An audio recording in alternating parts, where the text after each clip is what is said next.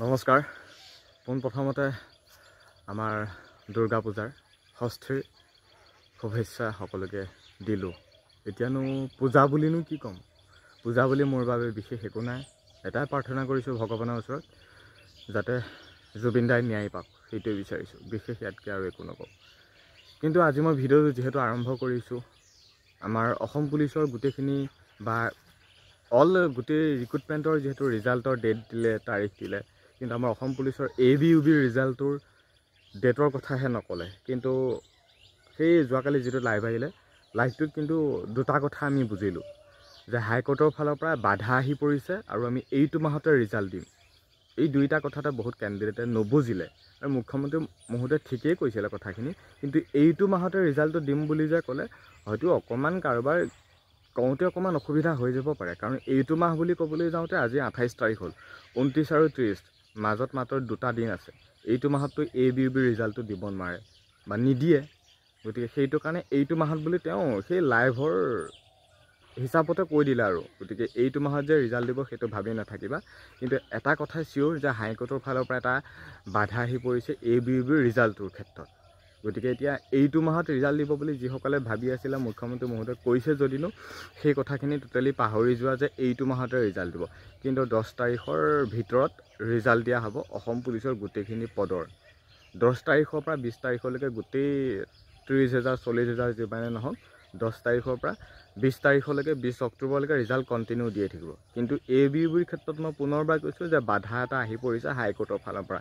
বাধাটো এনেকুৱা ধৰণৰ, কিন্তু ৰিজাল্টটো কেতিয়া দিব সেইখিনি কথাও ক'ম, যিহেতু বুজা নাই। ABUBৰ ক্ষেত্ৰতে যিহেতু সমস্যাটো হৈ আছে, মানে বাধাটো এনেকুৱা ধৰণৰ, মানে যেতিয়া আমাৰ ৰিটাৰ্ণ দিবলৈ লিষ্ট মাৰিছিল বা কাট অফ লিষ্ট মাৰিছিল, তাত কিছুমানৰ 32, 33 বা 30 পায়ো নাম নাহিল, কিছুমানৰ 21 পায়ো নাম আহিলে ল'ৰাৰ ক্ষেত্ৰত UB পষ্টত।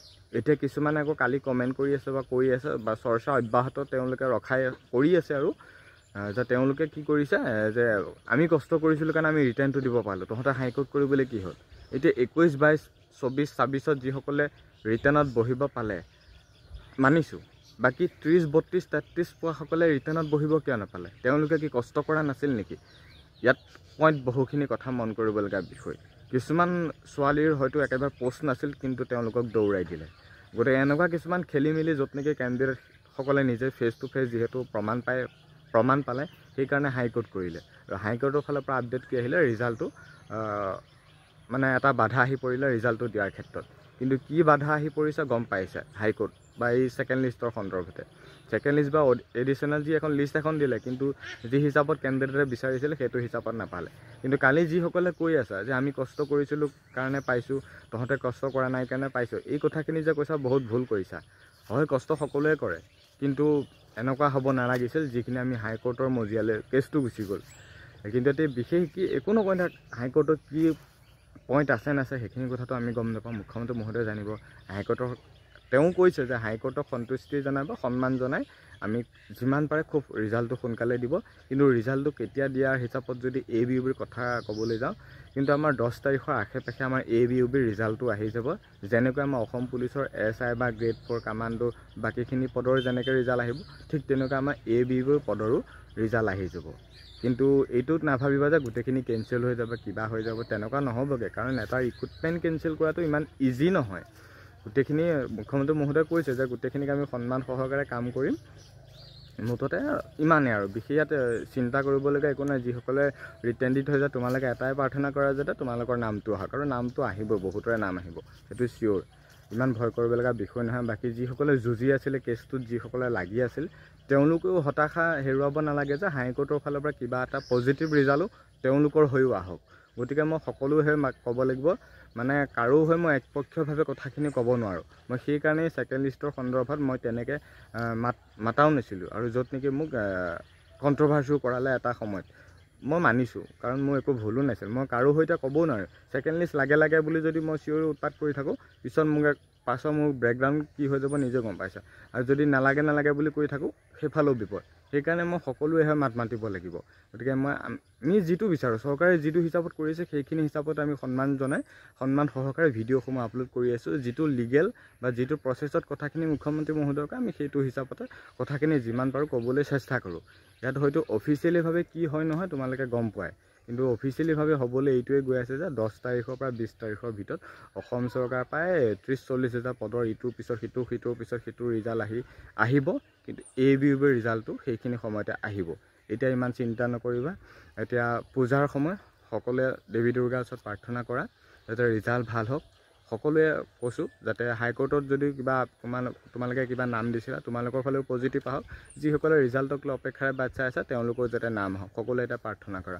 আৰু লগতে জুবিন দাৰ আত্মাৰ সদ্গতি কামনা কৰিবা যিসকলে এই কেছটোত জড়িত হৈ আছে তেওঁলোকেও যাতে শাস্তি পাওক সেইখিনি কথাও তোমালোকে দেৱী দুৰ্গাৰ আগত প্ৰাৰ্থনা কৰিবা আৰু গৰিমা বড়ো যোৱাকালি ইতিমধ্যে FIR বা এই কথাখিনি জানা গোটেই কামখিনি কৰিছে গৰিমা বড়ো পৰিয়ালৰ ফালৰ পৰা বাকী ৰাইজৰ ফালৰ পৰা দিয়ে আছে কাৰণ পৰিস্থিতি এনেকুৱা দেশৰ সমস্যা মানে জুবিন দাই মানে সকলোকে যেন আৱেগত মানে সকলোৱে অন্তৰে কেৱল জুবিন দা আৰু জুবিন দা বাকী মানে সেই আমি ভিডিঅ'সমূহ আপলোড কৰোঁ যদিনো মানে নিজৰ মনৰ হিচাপত নকৰোঁ মানে বহুত আৱেগ জড়িত হৈ আছে ইয়াত মানে বনাবও নিবিচাৰোঁ এনেকুৱা এটা কণ্ডিশ্যনত কিন্তু কৰিবই লাগিব নিজৰ কাম হিচাপত দায়িত্বত আছোঁ যেতিয়া কৰিবই লাগিব কামখিনি চলাই নিবই লাগিব কাৰণ সকলোৱে লাইফৰ এটা কথা আছে গতিকে সেইকাৰণে কৈছোঁ এতিয়া ইমান চিন্তা নকৰিবা আমাৰ ৰিজাল্টসমূহ আহিব 10 তাৰিখৰ পৰা 20 তাৰিখৰ ভিতৰত সকলোখিনি পদৰ ৰিজাল্ট দিব আৰু এইটোও কৈছিল যে 10 তাৰিখৰ আগত কিন্তু আগততো বাদ দিয়া আৰু 10 তাৰিখৰ পৰা 20 তাৰিখৰ ভিতৰত ৰিজাল্ট দিব আৰু এপইণ্টমেণ্ট 25 বা 26 তাৰিখটো ধাৰ্য কৰা হৈছে অক্টোবৰ শেষৰ ফালে আৰু নৱেম্বৰত সকলোৱে চাকৰিত জইন হ'ব পাৰিবা সেইখিনি কথা কৈছে বাকী ইমানেই কথা আছিল সকলোৱে ভাল হওক তাৰে কামনা কৰিছোঁ ৰিজাল্ট ভাল হওক সকলো ফালে পজিটিভ থাকক বিশেষ ইয়াত আৰু একো নকওঁ খালি যিখিনিয়ে বুজা নাছিলা যিসকলে উল্টা পুল্টা কমেণ্ট কৰি আছিলা তোমালোকেও ভাবি চাবা যদি তোমালোকৰ নামটো নাহিল হয় তেতিয়াও তোমালোকে সেই হাইকোৰ্টৰ মজিয়ালৈ গ'লা হয় তেনেকুৱা নিচিনা কথা গতিকে কাৰোক লৈ কেতিয়াও মানে নিগেটিভত ভাবিব নালাগে তুমি যিটো পজিশ্যনত আছা সেইটো পজিটিভত থাকা তোমাৰ নাম আহিছে পজিটিভত থাকা তোমাৰ নাম অহা নাই তেওঁ পজিটিভত থাকা মোৰ কিয় নামটো নাহিলে সেইটো হিচাপত পজিটিভত থাকা বাকী বিশেষ ইয়াত আৰু আমি নতুনকৈ একো এড কৰি ক'ব নোৱাৰোঁ কাৰণ যিখিনি কথা জানো বা বুজোঁ যিখিনি কথা কৈ আমি সেইখিনিহে ক'ব পাৰোঁ বাকী বিশেষ এতিয়া অপেক্ষা কৰিব লাগিব মুখ্যমন্ত্ৰীৰ সেই আকৌ নতুন লাইভ বা নতুন অফিচিয়েল নটিচলৈ বা নতুন SLPRB নতুন আপডেটলৈ ৰিজাল্টৰ সন্দৰ্ভলৈ সেই 20 তাৰিখৰ পৰা 10 পৰা 20 তাৰিখৰ ভিতৰত ৰিজাল্টসমূহ পাই থাকিবা সেইটো নিশ্চিন্ত থকা বাকী বিশেষ আৰু ইয়াত ইমান একো বহলাই ক'ব নোৱাৰিম সকলোৱে বুজি পাইছে ধন্যবাদ